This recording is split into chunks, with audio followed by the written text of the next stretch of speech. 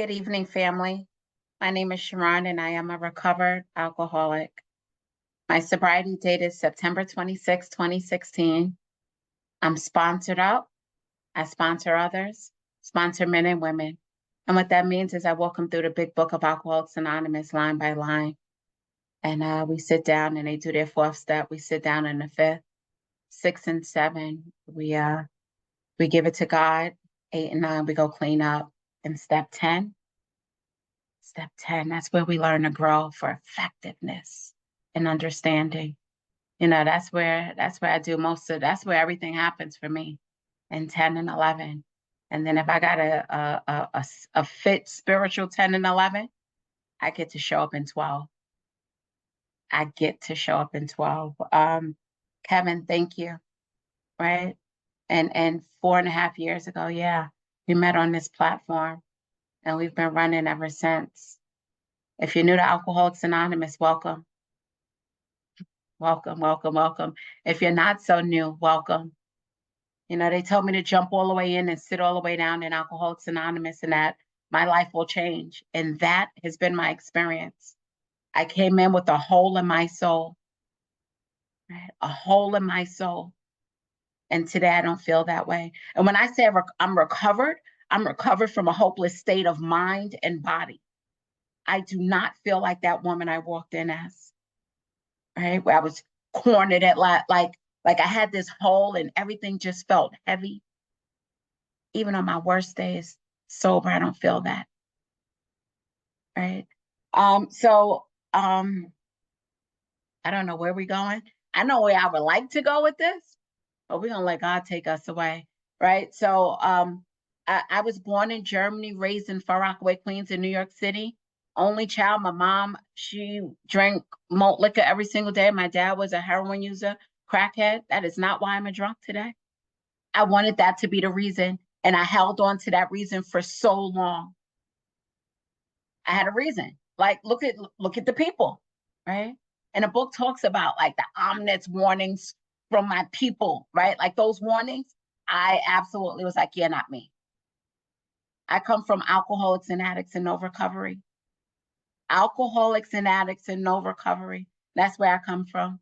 I had my first drink at 13. Really wasn't my first drink. It was the first time in a group with like my peers. I drank with them. I tasted alcohol as a kid growing up. I told you my people's alcoholics and addicts. And I didn't get that woo-ha moment. I didn't arrive. I didn't rest my shoulders. In fact, it was the opposite because I wanted nothing to do with it. Nothing at all. And I did it because they did it, right? And I ran with that for a little while. But somewhere where around my 20s, that's when my relationship with alcohol changed. And I didn't know that then, but my uncle Ralph W says, and he's not the originator of this, but life is lived forward and understood back. So it's only until now I get to see the picture back, right? So now when I look at it, when I was around 23, my ex-husband, he used to beat me. And from that, I started to develop this weird relationship with alcohol. And when I say weird, I drank in secret. I drank to get like I started to lean and use alcohol a cope. It was no more fun. Like when people hear like socializing, I don't know, no. And I was 22, 23. See, I drank for 25 years. And when we say alcoholically, I don't know, I drank to get drunk. And I might have said I'm going to have one drink, right? But once I start, I can't stop. I cannot control my stop and my start. I drink when I don't want to. So many times I can't even count. So many times I did not want to drink and I drank against my will. And when I start, I can't stop. Like there's no, let's have one drink and you're done. And it was even a point where I remember like feeling this switch go off. And you guys have a term now, like, like I didn't know the words. I had none of that. But I remember like that switch went off. And it was that moment of just right, but let me just have one more. Like I was right, but let me just have one more. And then after that, one more, one more, one more. And that's how my drinking went. It always started out like I don't want to get drunk. I don't want to get drunk and embarrass myself and humiliate myself. Absolutely not. But that's how it always ended. And there might have been some occasions where it didn't end like that, right? And that's the tricky part because then I thought I had some control. And but at the end I had none. So in my 20s, I got drunk, right? I had this crazy relationship. I believed in God, but I didn't really access God. I wasn't like no religious connection, none of that. I did those foxhole prayers. But deep down inside, like the book talks about, I always knew like something was there for me. There was some type of connection. And yeah, and somewhere, I was separated from my husband, and I met some really, really cool people that had a really, really cool idea, and that landed me a year and day in federal prison. And I remember thinking, there's no way I'm going to prison. I don't have like I never been. The only time like the police have ever come to my home was for domestic disputes, and I ran with criminals that didn't go to jail. So how am I even right? And I remember thinking, like, once the judge sees me, the judge is going to see that I don't look like a criminal. And then I'll probably get some probation. I'm a decent rule follower. And my judge walks in with a seeing eye dog. The judge is blind. The judge did not see me. I went to prison. And I remember in prison thinking, I got another shot at life. And because I was running reckless, I had these two babies, and it's funny because not until I got to Alcoholics Anonymous, after some years being separated from alcohol, was I able to see that my alcoholism, right? Because I would have told you that my prison time had nothing to do with alcohol, right? But it was alcoholism all written all over it. Selfishness, self-centered, like it was all right. Like I was and we talk about, I'm going to jump around because that's just the way my brain works, right? We talk about step one, right? The powerlessness. I was powerless over alcohol long before I reached you guys. Long before I reached you guys. The unmanageability is not the fact that I went to prison. That's the ramifications after. Like that's the stuff, that's the byproducts afterwards.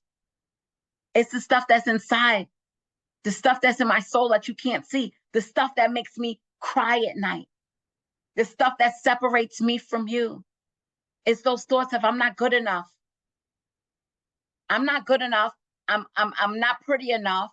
I'm too fat. I'm too ugly. I'm too tall. I'm too short. Those things that separates me from you. And now I think I need some external stuff, right? So let me go shopping on other people's money. Let me go do this on other. Let me live this entire false life so that you can like me. That's the unmanageability for me. It's the stuff that I don't get to see. It's the stuff that's deep down in my soul. Right. And the other stuff just come like the DWIs, the prison, all of that stuff is the ramifications. That's the byproducts of the unmanageability. Right. So I come out of prison and I finish my degree and I get the job on Wall Street. Now I have arrived. Like Bill talks about it. Like that's the point where I felt like I arrived. Right. My outsides look amazing. Amazing. My insides are on fire and I am bumping up against the world. What does that look like? That looks like I am constant chaos with everyone I come across. I hang out with people that says, yes, Sharron, right, you're right, Sharron, absolutely. That's my crew. And I talk to them about all my stuff, right? And we go back and forth with this stuff. But I'm bumping up against the world with everything. And then my brain, right? And this is the stuff that I don't realize then, right? That irritable, like right, my brain is going so fast I can't think. I'm thinking about what you're thinking about, how you thinking about me. Are they looking at me? Are they not looking at me? Do they? And I'm on New York City subway. And I don't like anyone. And I think everyone's after me. And this is a regular Tuesday. A regular Tuesday. And so I live this life and I'm drinking every time. Like it starts off when I'm drinking like Friday, Saturday, Sunday, Thursday, Friday, Saturday, Sunday. Oh, we drinking at lunch. Oh, we drinking at happy hour. Happy hours, happy hours, happy hours, what, 4 to 7? I can't leave. So now a night of cheap drinks, I leave at 11, 12. I can't get home. Now I got to take a taxi from downtown to New York. I can't afford that. So now I'm digging into the rent money to pay it on a Wednesday night. Mm-hmm. Did I mention the 2 babies? Yeah. This is a regular night for me. It's a Wednesday. So my life is chaotic. It's chaotic, and I'm hanging around people who are chaotic just like me. So I don't see it. It's a normal life. I can't tell the truth from the false. I can't tell the chaos from a normal life. I don't know what that looks like. So I run around and then when I get like I have a fiance at this point, right? My fiance says, "Hey, let's move to New Jersey." I'm straight alcoholic, right? And I know I hear people talking about functioning alcoholic, whatever. I don't what right, because honestly, I'm showing up half steam everywhere, even if it looks like I'm doing a good job. Like I'm half steaming it through my entire life. And I got this fear on me that you're going to find out that I'm really not. And so we moved to New Jersey, and that's my first year graphical. So I moved. So at this point, I'm in the Bronx. I moved to New Jersey, and I remember thinking like, oh, good, I can be different. I can be different, and I become a drunk, right? Drunk soccer mom in New Jersey. My kid doesn't play soccer; he plays football and basketball and baseball, but I'm drunk everywhere. I'm driving around with him and your kids, right? Because I'm the parent that's gonna be like, I'll take the kids. No business. AAU games, I'm running around, I'm doing all of this stuff. So I compare like I am doing normal stuff. But inside everything is I'm on fire. I'm on fire. And then in 2016, all of a sudden, life is like, I'm going down fast. And I'm grabbing on external stuff. What does that look like? That looks like I'm going shopping, I'm taking trips, I'm buying everything. I'm just doing everything external to fix this internal problem. And Bill talks about it, right? He says, and I love this part of the book where he says, I'm sorry, it was a devastating blow to my pride. I, who had thought so well of myself, my abilities, of my capacity to surmount obstacles, was cornered at last. I now was going to plunge into the dark with the sots, the drunks that went on before. I thought of my poor wife, right? I thought of my family and my kids, because there was happiness sometimes, right? I was able to show up and do these things, right? But I just couldn't I wasn't consistent. What would I not give to make an amends? But that was over now. No words can tell of the loneliness and despair I found in a bitter morass of self-pity. Quicksand stretched out around me in all directions. I had met my match. I had been overwhelmed. Alcohol was my master. And I was standing there with my back up against the wall with no solution. It was 2016, and my relationship with my man was dead. My kids didn't want to deal with me anymore. And the book talks about that calamity. Every day was going to be the day I was going to get locked up for drive. Yeah, I used to drive drunk all the time, right? I'm a morning drinker. And what does that look like? That means I drink straight up vodka, no ice, no chaser, out the bottle. And then I had to work at 7 a.m. That's on a Tuesday. It's a regular day. That's what my drinking looks like. And I have no solution, and I don't know what to do. And the quicksand it's pulling me down so fast. And I can't breathe. And every day I wake up is going to be the day that this is it. And what I think is going to happen is I'm going to get pulled over by the cops. My man is going to be like, oh, good. He's going to leave me right now. I'm going to lose my job. I'm going to have to tell the people. I have to tell the kids. I'm going to have to. But that's not enough to stop me from drinking. The frothy emotional pill won't help an alcoholic like me. the love of my babies will not help a drunk like me. It just won't. You know, it's 2016 and this is my life. And I get a phone call, right? I'm trying this thing called controlled drinking. And how that works out, right? It's funny because my sobriety day is September 26, 2016. My son's birthday is September 29th, right? I remember that week clear as day. It was a regular Sunday. I have absolutely nothing to do with my sobriety date. There was no magic number I pulled. There was nothing different I did. There was no people out there, no, right? I came to Alcoholics Anonymous off the street with a hole in my soul, like I mentioned. It was a regular Sunday. I was trying to control drinking. I finished a bottle on Sunday. Finished a bottle on Sunday, and I have not picked up the bottle since. And I did nothing. There was nothing different from that Sunday, from the Sunday before that. It was nothing different. But I will tell you that week, my son's birthday was that Thursday, and we had a dinner, and it was at like Houston's, and it was all of this stuff.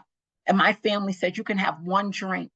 And at this point, I knew that one drink was absolutely impossible for me. I didn't know what it was called. I didn't know it was going to start this allergy. I didn't know all of those words, but I knew I needed more than one. So I refused, but I was pissed, right? They talk about that irritability, restlessness, and discontent. Like I was ready to flip the table. And my attitude showed it. I ruined the birthday. I ruined the birthday. It was his 18th birthday. That wasn't my intent. That's when that alcoholism grabs hold of me, and there's nothing anyone can do. No human power, not even my own. Not even my own. Right? So the thing is ruined. I get home and that guilt, shame, and remorse. The next day is Friday. I am supposed to get drunk because I got this thing where I don't drink during the week and I'm dying all week, and I drink on Friday and I drink Friday for 2 hours. I black out. I get insanity. Insanity. And so I'm driving home on Friday, and it's a fork in the road, really a fork in the road. The liquor store's left, my house is right. My best friend calls me and says, hey, are you on your way? And I said, what are you talking about? My memory is shot at this point in my alcoholism. Like it's shot. I can't remember what I said a moment ago. Apparently, I made plans to play with her 6-year-old, to play board games on a Friday night in a non-alcoholic home. I say yes. If you're new here, recovery is starting without my permission. Recovery doesn't, like God doesn't need a sign. God doesn't need me. I just got to say a couple of yeses. And for whatever reason, I would have normally said no. I would have came up with some weird excuse, but God was ready. That was it. So I go to this house, which happens to be the house that I'm in right now. I happen to be in a house that I got called to on that night. I go to the house, no alcohol. I don't drink. I don't know what's going on. I am pissed. Saturday comes, I don't drink. Sunday comes, I don't drink. I don't know what I did, how I did. I Googled something, and I ended up in an AA meeting on a Tuesday at 6:30 in Fort Lee, New Jersey. And a woman looked like me, a Black woman was speaking at the front, and she said all I needed was an ounce of hope. And at this point, I don't know. I'm hopeless. I don't know what she's talking about. I'm like, well, what are we hoping for? Like, what do we? I need tangible stuff. But I said, I think I can pull out an ounce. And you guys, AA was right there. You did exactly what you guys do. The women came up to me, hey, you got to do a 90 and 90. And I was like, yeah, I'm not doing that. I'm busy. I got work. I got the gym. I got yoga. I got stuff to do. My family needs me. And then somebody said, can you come back tomorrow? I said, I could do that. And I came back tomorrow. I looked up, I had 83 days. See, I came off the street to Alcoholics Anonymous, off the street with this hole in my soul. And all I wanted to do was come to learn to drink like a lady. Because after all, I'm a nice person. Just let's get this drinking thing. And let me just, and by the time I got here, in those 83 days, I'm not going to tell you everything was lovely. My man of 17 years, he left. Within 6 months, I had to move and find, like, all of these things happened. And I would just show up in Alcoholics Anonymous, drink your coffee, eat your cookies, and cry. You guys said, come on in and sit all the way down. And I would just, and that's what I did. There was nothing I did. So we talk about grace. There was nothing I did but show up. Show up, and whatever you said, hey, we're going to this meeting. Hey, can you make this coffee? Hey, you should take this commitment. Hey, fix up these chairs. Hey, pick up this person. Yes, yes, and yes. I even went to those crazy parties I didn't want to go to. The sober parties, I was so pissed. I remember being at a party where I literally was crying, and like I would stand up, I would dance, and I would cry, and I would dance, and I would, like, insanity. I stayed sober. I needed every moment of that. So many diners, right? And then my first year of Alcoholics Anonymous, if you're here, right? And I hear people say, I'll go a couple of meetings a week. Because at this point, something started to happen. You started to tell your stories, and I started to feel it in my belly. You were using words that I was unfamiliar with. You were telling me how I was feeling inside without me opening my mouth. I needed more of that. I was doing like 14 meetings around Bergen County. I was going all around New Jersey. This was before Zoom, brick and mortar built meetings. I was in the meetings because something happened where all of a sudden I started to rack up these days. I was counting my days, and my days started to count. And it started to put some time in between that last drink. And I started to want to be sober, even though I didn't know what it really meant. But I wanted this thing, and I couldn't believe that I was not drinking. And that became important to me. And then I did what you guys said, right? I had a sobriety date. I got a sponsor. I had a network, right? You said, call it 3 ladies. I called it 3 ladies. And you said, get a home group. I actually had a lot of home groups. And you guys said, that's like a lot, Sharron. But you was like, yeah, let her do it. Let her, whatever, right? And I was making coffee and I had keys and I did all of the stuff. But I was there. I was accountable. I showed up. That's what my first year looked like. And my second year looked like, hey, I can move around and do stuff. And you started to invite me to your barbecues, your cookouts, your baby showers, weddings. Man, I got a sober buddy. We got the same amount of time. I was in her wedding. I was her bride. I sat at the family table. Like, I looked around her wedding party. I was at the table with her parents. Alcoholics Anonymous. Alcoholics Anonymous. Man, I went camping. Look, I'm a city. I come from the projects, New York City. I don't camp. And I'm gonna say Black people don't camp, but I think, well, yeah, I guess we do now. I camp. And I even got equipment. I got my own stuff. The life that I get to live today. They talk about the fellowship grew up around us, right? So let me now start to apply the steps in my life, right? So step 1, I already told you I was already powerless. I came in unmanageability. And it's so crazy because I had to use that unmanageability for different aspects of my life today, sober. What am I powerless over? And I'm going to jump to the end, which is really today, which is now. My son is going through some mental illness stuff, and I am powerless over it. Powerless over it. Powerless over it. And that's the hardest thing in the world. Huh?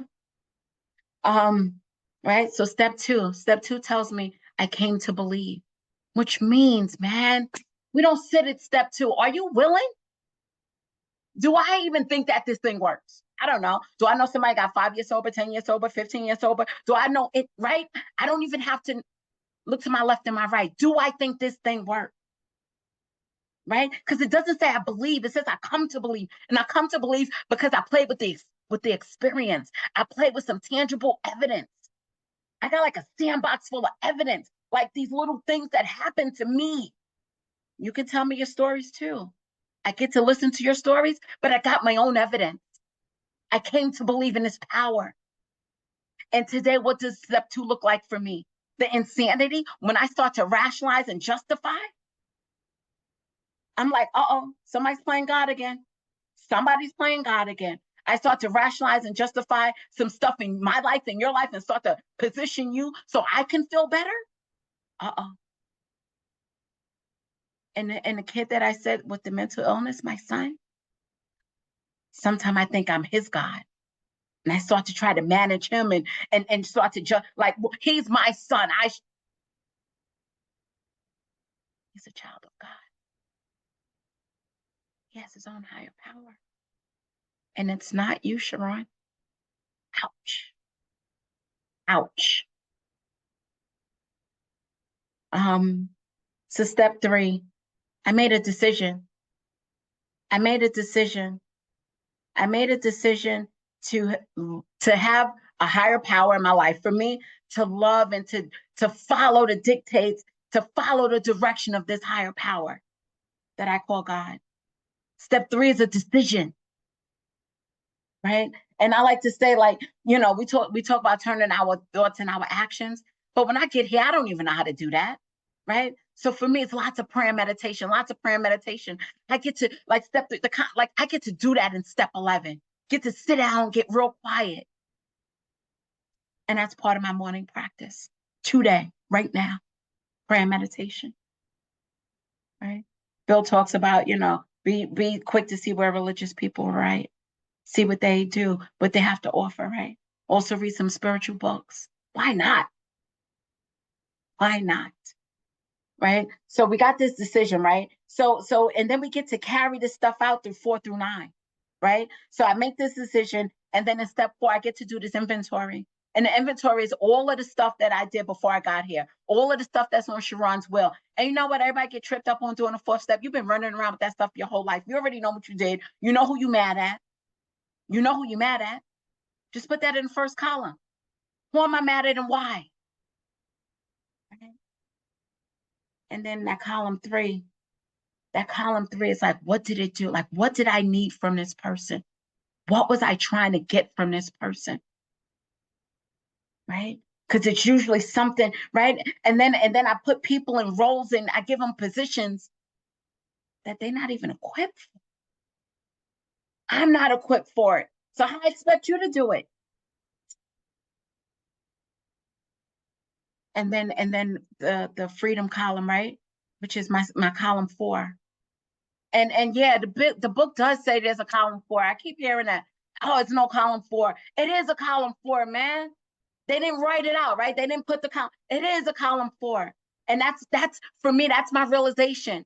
And I just ask myself a simple question. Have I done anything in column 2? Have I done that thing?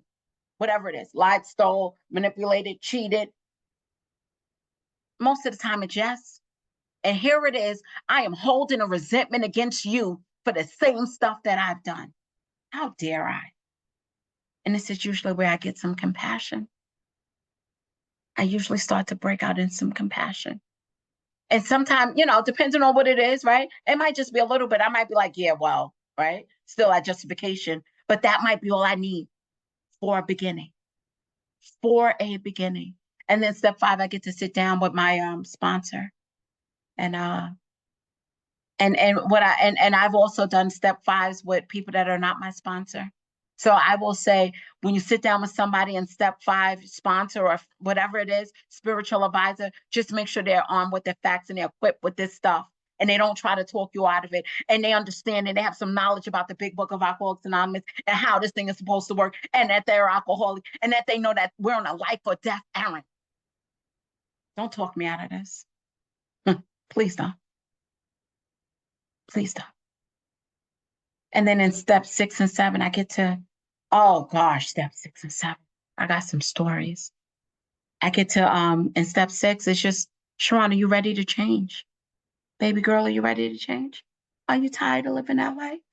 Are you tired of playing God? Are you tired?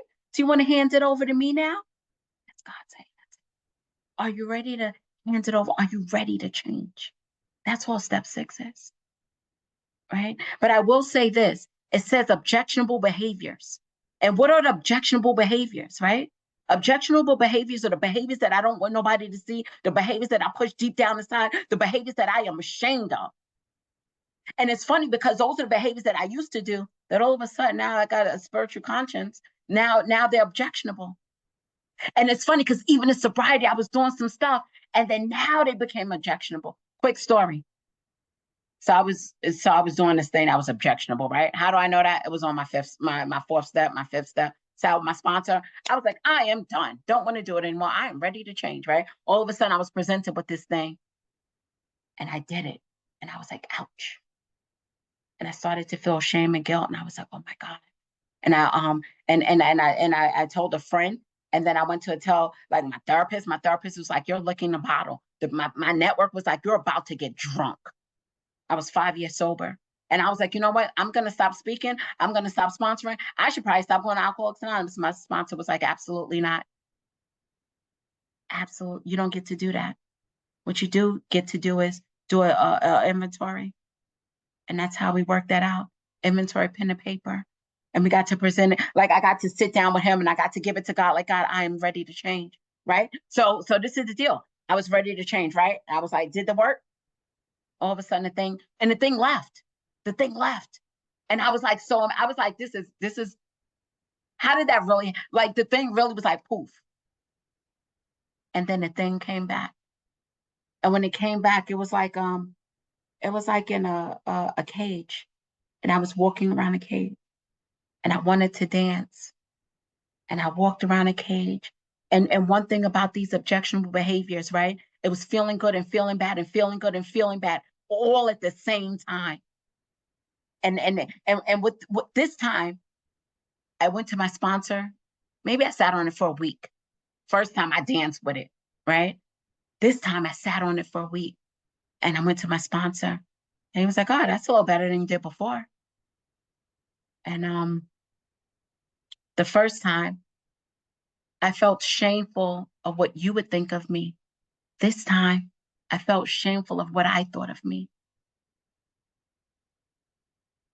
Right? So we did the work again, more writing, more pen and paper, right? And I had to do what I'm doing right now, right? So my sponsor, like on the level, something so I could see, right? The first time I was at a 10, this time I was at an 8. I thought I was done. It presented itself again. And I know what to look for. I see it, right? I know what to look for. And the thing came to me, and in 24 hours, didn't need a week, in 24 hours. And I didn't go to my sponsor this time. I went to God in prayer. I went to a fellow, and then I went right to the thing and said, I'm sorry. This no longer lines up with my spiritual principles. It's not you, it's me. Those are not Sharron's words. And when we talk about like the defects of character fall from us, because I no longer need those things. I'm no longer running, right? Because when I'm in fear, I will grab on the clamp all, right? When I'm like, God, you got this thing. Oh God, let me just help out a little bit. Let me get it, right? I can give God 85% and I hold on to 15%, which is usually romantic relationships and finances. And then all of a sudden I blow those things up and I'm like, God, here, take it all. Take it all. Take it, please. Please take it. It absolutely was not feeling good anymore. It was not feeling good. So that's my step 6, right? 7, I go to God, right? So for me, and I'm gonna kind of fast like present, like what do I do? So sometime my step 10 will bring me to a 6, right? Because I walk through the day and I see where I'm bumping up against people, and I'm like, ouch, these are the things that I was doing before. Like, what is going on? God, I am ready to change, right? And sometimes it don't even bring me to the 6. Sometimes it brings me to the 2 before it brings me to the 6, because I am justifying and I'm rationalizing something. And then I'm like, God, I made this decision. Like, what's going on? And then I'm like, God, I'm ready to change. Like, God, please take this. Please take this. Man, once you go through the steps the first time, for me, it's not linear. It's all intertwined. All these things are intertwined at the same time. Right? So here I go. So 6, 7, right? So step 8, I write a list. The list is already done. I did the inventory. I take all the people, right? I harmed all the people, and then I got some special people. I got the people that I came in their life and I was a tornado that I'm not mad at them. Those are the ones I just tore up their life and disappeared. Tore their life down, disappeared. Right? They're on my list too. So I got all of these people on my list. I don't get to choose. I write them all. It says being willing to make amends to them all. I had a conversation with my sponsor, right? It was one of those things. I was like, hey, if I do this amends, it's going to definitely. I said, I can't do this. It's going to harm somebody. He said, well, how do you know that? I said, what? And I paused. And then I had this vision of me being in ShopRite, right? I don't know about ShopRite. Turned the corner, ran into the person, and I visualized it.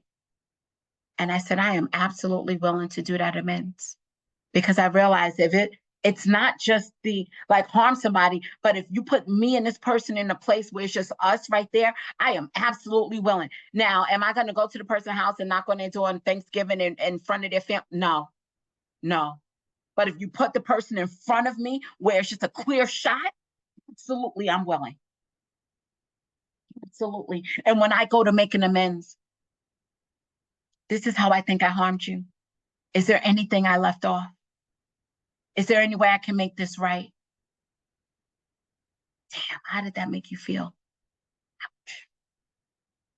And while they sitting there, I'm just quiet, rubbing my heart, and I'm talking to God. Ouch. Right? And I had some pretty hefty amends. I had an amends to my ex-husband, the one who I said who beat me. Yeah. And man, that amends led me to freedom from fear against him.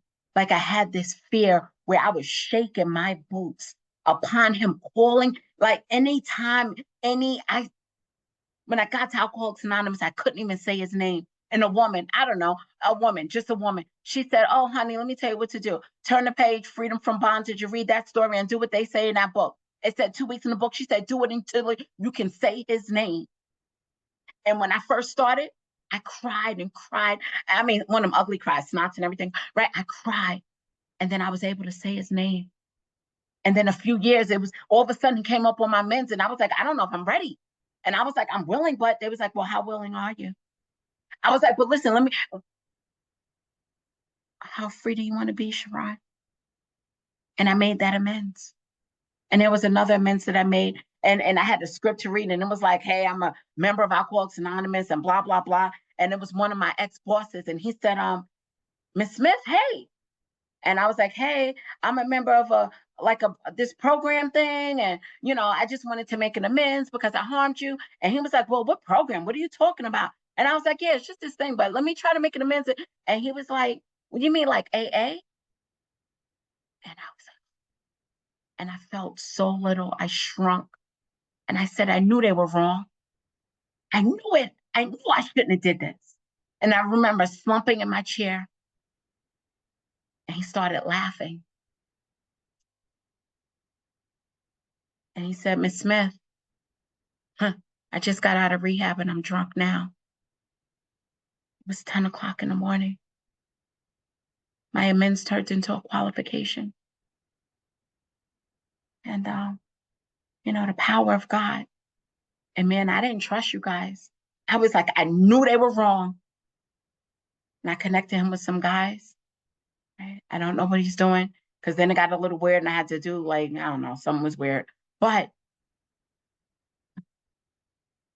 so in step 10, lovely step 10, man, I am watching. And it's not if it happens, it's when it happens. I'm always right. Some fear is going to crop up, some dishonesty. Oh, the dishonesty, the way that play. Like sometimes I'm like, oh yeah, I had 8. Actually, it was 10 cookies. I'm not even going to lie. Right? But that quick, those little numbers, those little things, right? Because in my mind, I'm like, I'm just going to say 8 cookies because I was only going to eat 8. But then I really ate 10. Right? And it might not seem like a big deal to no one, but for me, it is today. I talked about those objectionable behaviors in 6. Those things are objectionable to me today. Before, one time, they weren't. And I would run around and say whatever I want, whatever. I would say, oh, I'm just going to round up. I round everything up. except for when it's in my favor, like wait, I round it down. That's it, right? And so step 10, I'm watching when these things crop up. And then I go to God and ask God to remove them. And recently what happened for me was I remember I just got knee surgery and I was on crutches and my son was acting a little erratic and I was like, man, I'm so scared. My son is going to go into the site. Something's about to happen. And I'm not going to be there. And I kept saying, God, please, not now. God, please, not now. I was like trying to negotiate a deal with God. And I was like, God, I'm on crutches. I can't do this now because you're going to need my help. And I was so full of fear. And I reached out to my peoples. And I hit everybody up. I needed prayers. And my son was admitted to the psych ward. And the people came through to take me to the hospital and do everything. And it was all like the way God would plan it. And everything is fine. It was fine. It's one of those moments, right? Like when I don't think it's like I think my way, right? My way, my ideas and right overpower God's. And I'm like, I do that a lot, guys. So step 10. So that looks like for me, I'm watching. When something crops up, I ask God to remove it.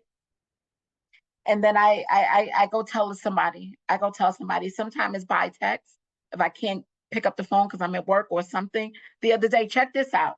So now the kid that I'm at work. It's on I don't know Thursday, and I Google adult homes for kids and mental illness. I don't know something, right?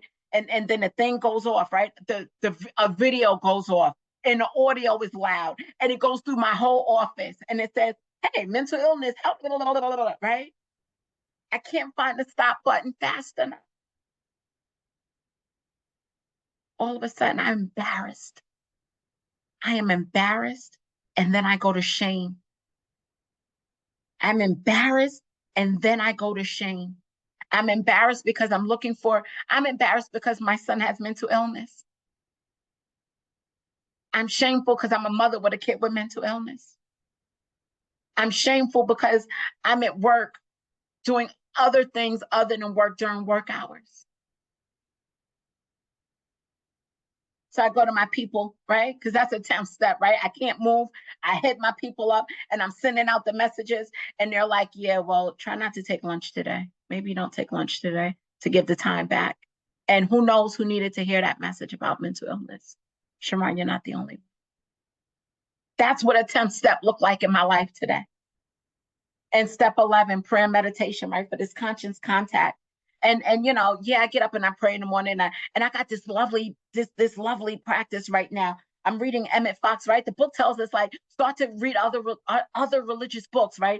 So I read this Emmett Fox around a year, and it gives these little scriptures, right? And scriptures are like Bible scriptures, right? I'm not religious, right? So I go to the Bible and I'm reading these stories, and I don't understand the stories and all of these parables and all of this stuff. So I'm Googling stuff and I'm looking at all of this stuff, and it's just leading me and seeking me and making me seek more and more and more. Because ultimately, if you don't know anything, if you don't know what, like, the book is the map and the solution is God or your higher power.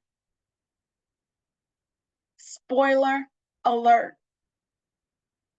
I just want a deep and effective spiritual experience. And I want this deep and loving relationship with my creator. That's why I'm here, y'all. So I do these things that make me seek out these things and seek out even more. And it tells me that, well, God doesn't, the terms are not too hard for those that seek him. So like a little bit, like, right? Because I get to do that today. So my step 11, right? Prayer meditation, check, right? I do a nightly review, which is not a 10th step. Let's get that clear, right? 10th step. So this is how I wake up. I wake up on 11, on awakening. I do a prayer, right? God, here's my plans for the day. Let me know what you have in store. I do a prayer. I take the 11th step and I made it my words. God, please divorce my thinking from selfishness, dishonesty, and self-pity. God, please give me, clear my brain of wrong motives. God, please help me to relax. God, please give me what I need as I go through the day. God, please remove from me the excitement, the fear, the worry, the anger, the foolish decisions. Man, I booked a trip to Colorado without checking my budget. I had to cancel everything. Those are foolish decisions for me. So my 11th step, in the book, Dawn Awakening, I made it to my own prayer. And then when I leave my house, I am in step 10. Step 10, I am watching, watching, watching, watching. I watch, I ask, right? I discuss, I make, and I turn. And when I turn my thoughts to someone else, I have a prayer book that if I'm in a meeting and somebody like they go in a hospital, I am writing your name in my prayer book. And I pray and I just rub my heart and send you love. Send you love. That's what I do. And when I come home at night, I close it up with step 11, right? I review my day. And what does that look like? Where was I playing God? Who did I piss off today? Who did I piss off? And then the most important thing, is at the end, right? When I like, what should I have done instead? What should I have done instead? And then I go to bed. I go to bed, right? And step 12 is a 3-parter, right? As a result of these steps, all of the steps, I have this spiritual awakening, right? And I've had spiritual awakenings, but I did the steps and had spiritual awakenings. I have spiritual experiences.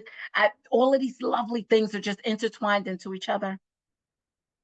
And I get to carry this message. And for me, what that looks like is when I sit down with another alcoholic and I crack the book open. It's not when I speak about my experience, strength, and hope. This is just the proof that this thing works, right? For me, it's when I open up the book, right, and carry this message. And what message is that? That is the message of Alcoholics Anonymous. And then when I practice these principles in all my affairs, and I think I've heard somewhere, like, I don't know, I see people like 12 principles. Oh no, baby. It is so many principles in that book. The last 4 chapters is all principle based. So please don't stop at page 103. Right? Those last 4 chapters are like, that is how, right? I love my boy Kevin. He's like, we are the family afterwards. That's what his pop said. Right? We are the family afterwards. Right? And then I get that lovely vision for you, right? But I love 2 wives, right? Because that's the alcoholic in my life.